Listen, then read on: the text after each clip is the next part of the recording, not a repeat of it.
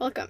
Today I'm going to be telling you about 10 albums that I've been listening to very recently, like kind of on loop, that I like, that I think you should listen to as well.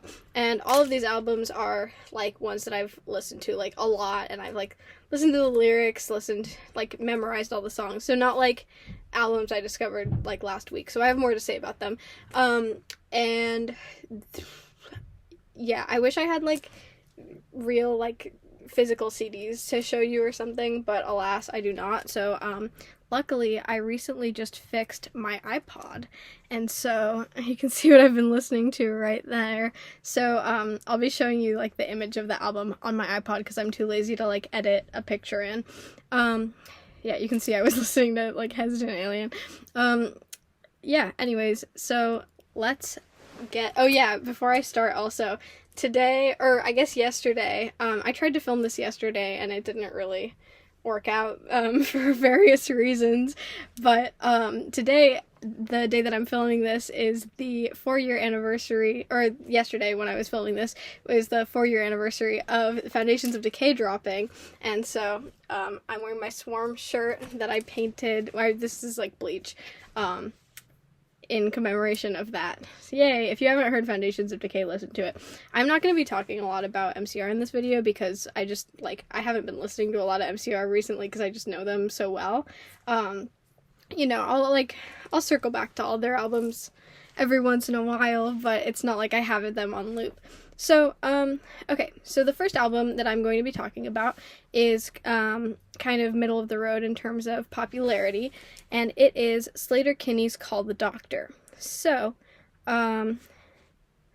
woo, here she is. You can't really see it that well, whatever, it's fine.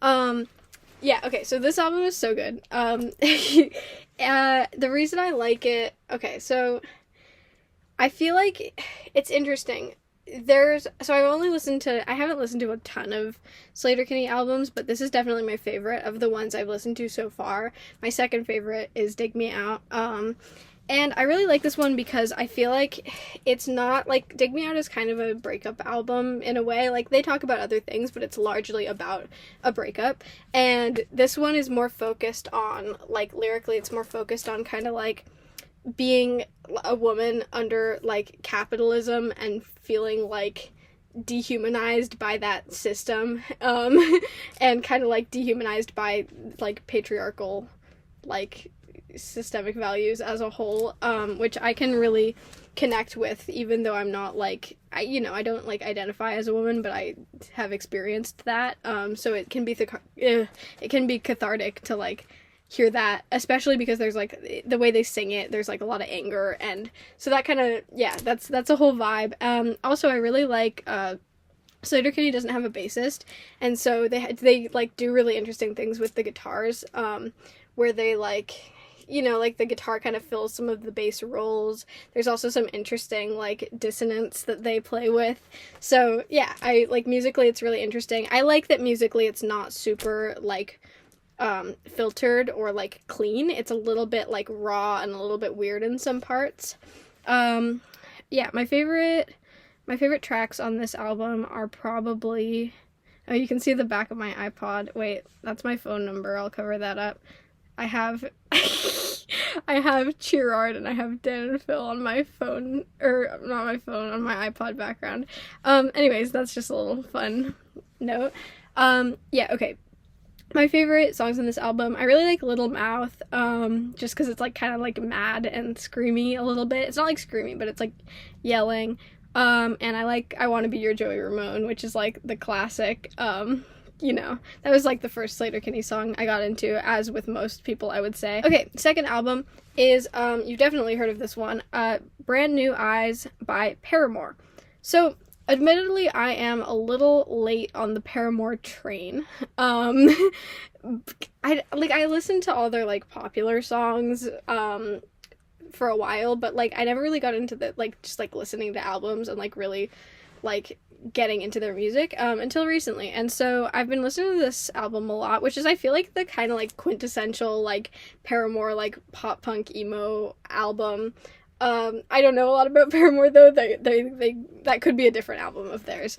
But like definitely I feel like it has that like kind of like classic emo sound, but then it's also like I mean, Hayley Williams has such a specific like technique to her voice where she's like very vocally trained, and I think that like contrasts interestingly with the more like classic like emo guitar tone, you know, and stuff like that. Oh, here's that album cover. You've definitely seen this, and if you haven't listened to this album, you definitely should, because it's just like such a staple, I feel like, of like 2000s music.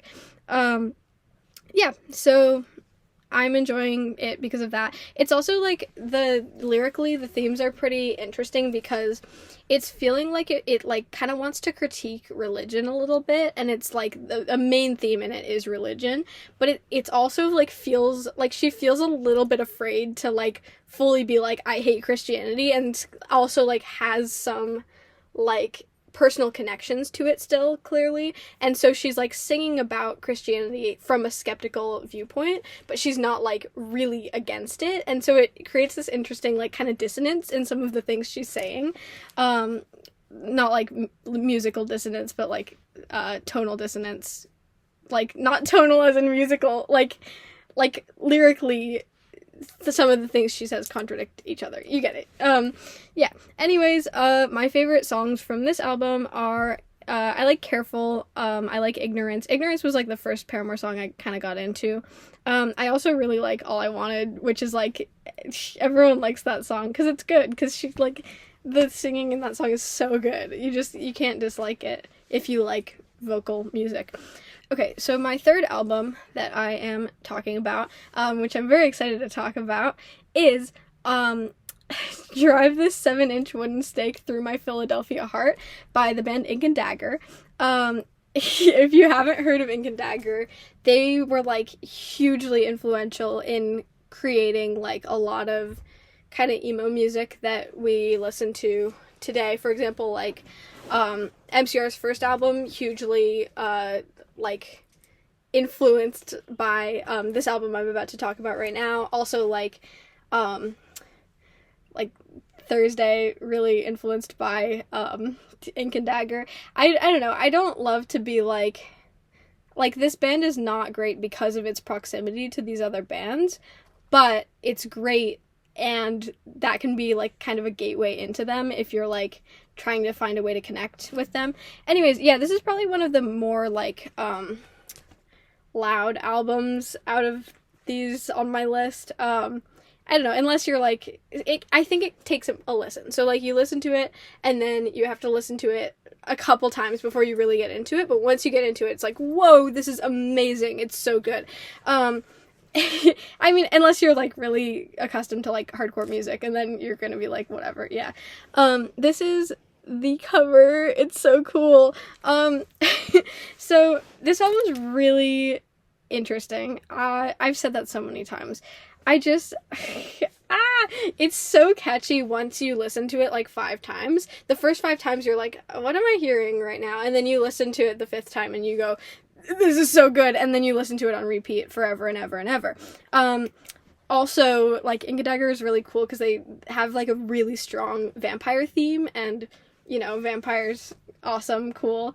And they were actually like known for their like stage antics that included like vampire themes, like they had like coffins, and yeah, I don't know, look it up.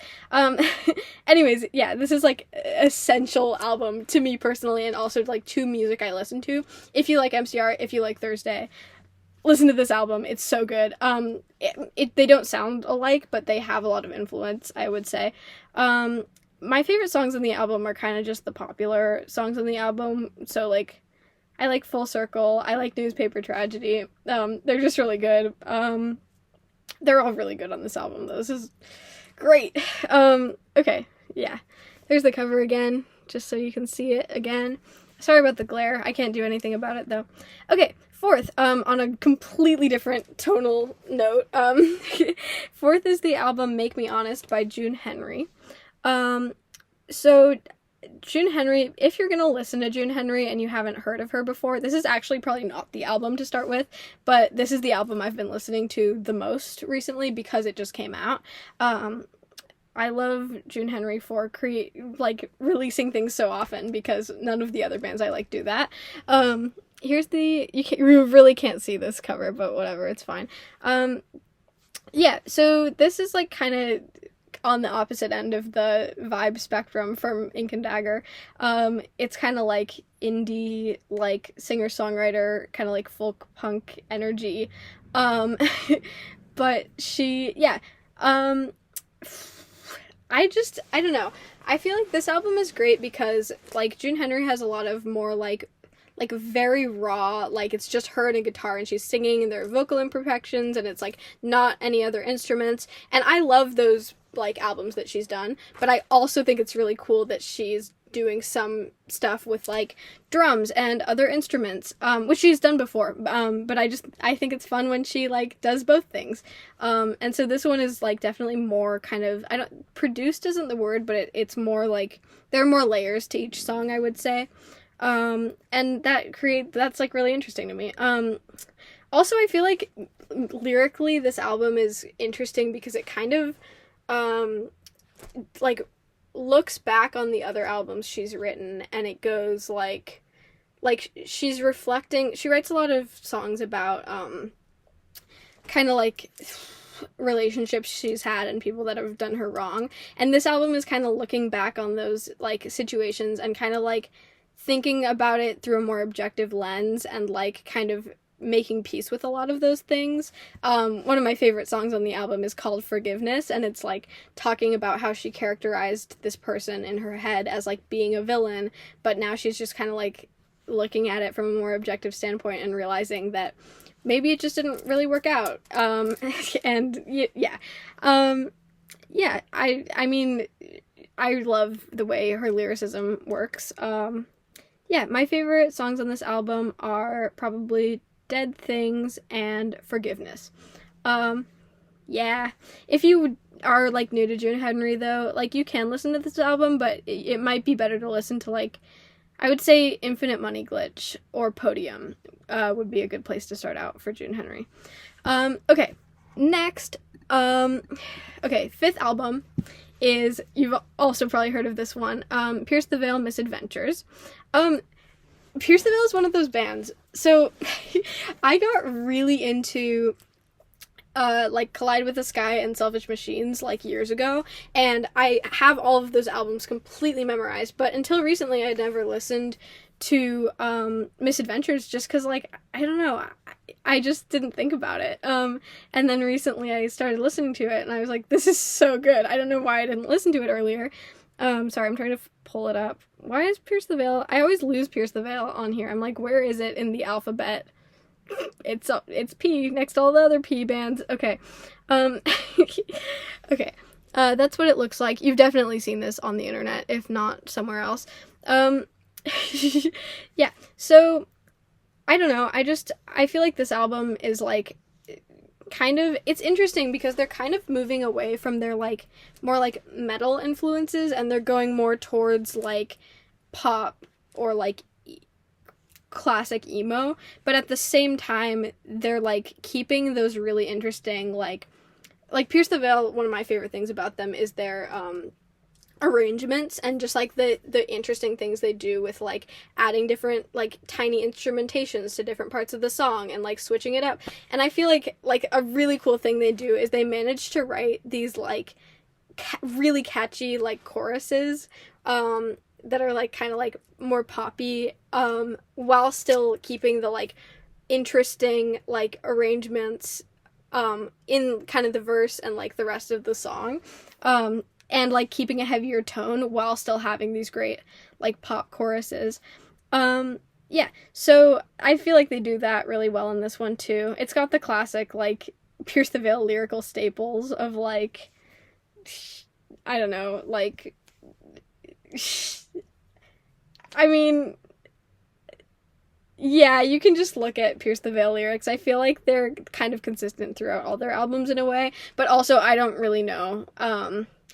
All I know is that I really like the lyrics on Collide with the Sky, and the other albums I'm not as, like, invested in the lyrics. But, yeah, I think it's cool. My favorite songs on this album are, I like Phantom Power and Ludicrous Speed, and I like Today I Saw the Whole World. Today I Saw the World, bleh. Today I Saw the Whole World is such a banger. Like, that's the perfect example of, like, them doing, like, a really catchy, like, kind of poppy chorus, while also having, like, a cool, like, heavy guitar part, and, like, cool different variations between the verses, and even the different lines within the verses. Like, all that stuff is so good. Yeah, I mean, they're just amazing musicians. It's also, for me, like, it's so weird to me that this album came out 2016, because I've just, like, no other music I like came out 2016, except, Pinkish / Don't Try, which is, you know, the, like, Gerard Way solo. That's it. I don't know, maybe there's more I'm forgetting, but, like, that's kind of weird to me. Anyways, okay, next, oh my gosh, okay, so, there are certain albums that I'm always listening to on repeat, like, for years on end. And one of those albums is Thursday's Waiting. So I'm by no means new to this album, but it's just so good that I always have it on repeat. I also, this is what it looks like. It's like a car. Of course it's a car. Thursday car theme. If you don't know, Thursday's got a lot of car lyrics. I also have, like, Full Collapse on repeat, which is their second album, like, all the time, but I don't know, I've just been listening to Waiting a lot in the past couple weeks, and so, you know, this album is so good, like, top 5 albums ever for me, and I just, like, I don't know, I feel like the band kind of talks about it as, like, oh yeah, that was, like, when we were, like, trying to figure out how to be a band, and it was them trying to figure out how to be a band, and, like, kind of, like, experimenting with a lot of different things, but it's, like, my god, it's so good, and just, like, I feel like it's interesting because whereas, like, Full Collapse, the album after this, kind of focuses on, like, a lot of different, like, social issues and personal, like, ideas and thoughts, this one kind of centers in on a couple themes, and I don't think it's totally intentional. I think it's just, like, maybe how the band members were feeling at the time, but, like, it's really interesting how this album kind of, like, merges. It's almost like a little concept album, and I don't think it was trying to be, but it just kind of, through the themes, it's not a concept album, but it's a heavily themed album. So, like, some of those themes, I feel like it's really focused on, like, being stuck in New Jersey, which is, like, a classic Thursday theme that continues throughout all their music, and also, just kind of, like, existentialism, like, the cycle of life and death, and, like, what is my purpose in life, and, like, how do I live, in this society, you know, both, like, classic, like, Thursday thoughts that continue throughout their discography, but, like, they're really honed in on here. I can't, oh my god, I can't, and also, like, musically, I really like how they're being kind of experimental with it, and so they have that, like, kind of heavy, raw, it's so raw, this album is so raw, they have that, like, raw and, like, kind of heavy sound, but then at the same time, they're including, like, instruments like violins, and they're, like, doing these interesting, like, layering things. It's so good. Guys, listen to Waiting by Thursday. It's so good. I would say I can't really pick a favorite song on this album, but I really like, if I had to choose, okay, right now I'm really enjoying Streaks in the Sky, In Transmission, Dying in New Brunswick. They're all good. Dying in New Brunswick is kind of crazy. Also, the last song on the album, Where the Circle Ends, is, like, a spoken word track, which is another interesting kind of, like, experimental thing that they haven't done, like, another of, but it's so good. Also, like, just in terms of lyrics, like, this is kind of a perfect contrast to, like, the Pierce the Veil album, because Pierce the Veil, I'm kind of like, yeah, their lyrics are cool, whatever, but I'm not super, like, invested in them. This is, like, if you're gonna listen to the lyrics of any album that I'm mentioning here, listen to the lyrics of this album, because they're so good, and they're just, like, so poetic, and they're so thoughtful, and they just, like, yeah, really amazing. Yeah. Okay. So, next. Oh, okay. This one's interesting. So, the seventh album on my list of 10 albums is Heat Miser's Mike City Sons, I believe it's 20th anniversary re-release, but it might be the 30th anniversary. Maybe it is the 30th anniversary re-release. I don't know. Anyways, whatever it is. Yeah, it's like Mike City Sons, but the extra songs on the bonus like re-release. This is what it looks like. So if you don't know Heat Miser, you might know Elliott Smith, and Elliott Smith was in Heat Miser before he was like doing his solo work and kind of like mid doing his early solo work. So this album was released like I think after the release of his self-titled solo album, but yeah. Anyways, it's cool because if you like Elliott Smith and if you like the kind of like arrangements of his music, which like Elliott Smith is really known for like chordal, like interesting chordal progressions, and the chord progressions in this album and like the arrangements in this album are also really interesting.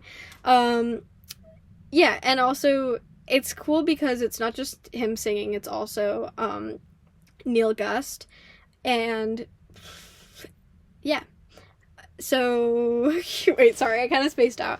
But anyways, yeah, this album is really good. The songs on the re-release, or the songs on the, like, 30th anniversary, like, extras are really good also, which is why I am specifying that that's the one. Also because the re-release is what got me to, like, re-listen to the album.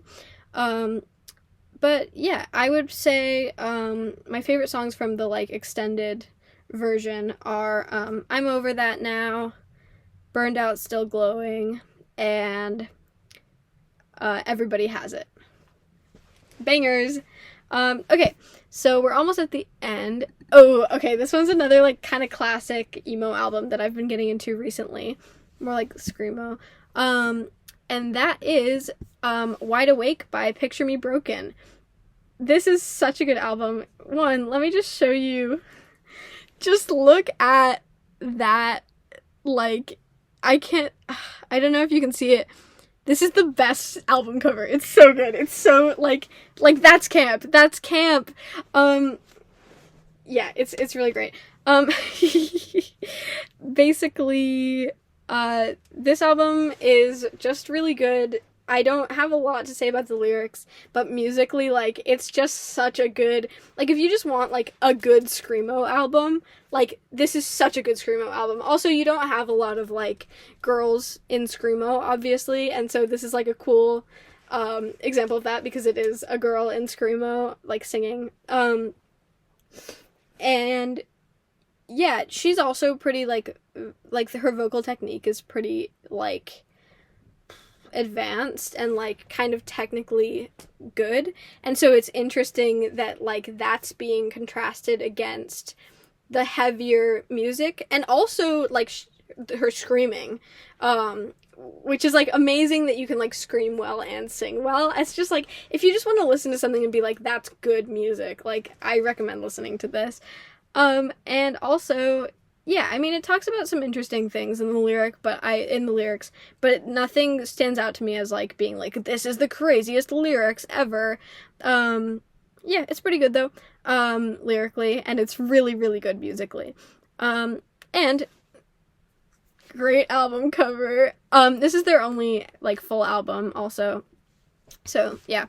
My favorite songs on this album are probably Dearest I'm So Sorry, Darwin's Song, and yeah, those are my two favorites. But they're all really good. Okay, cool. So, 9 out of 10. Okay, this is another kind of like classic 2000s album. I don't think it's as popular though. Okay, this is Forget What You Know by Midtown. So, this is interesting. If you've heard, you may not have heard of Midtown, but you may have heard of Cobra Starship, and basically the guy from Cobra Starship, Gabe Saporta, this was the band he was in before he did that stuff. I don't support Gabe Saporta because of his politics, but I do really like this album, and I downloaded it illegally, so great. This is the album cover, and I think this album's really interesting because it's like, it's, okay, I feel like this is the closest I've ever gotten to listening to Fall Out Boy. I don't like Fall Out Boy, and that's probably gonna make a lot of people, everyone's like, oh, you don't like Fall Out Boy? Like, whatever, guys, chill out. Maybe I'll like them someday. I just don't like them right now.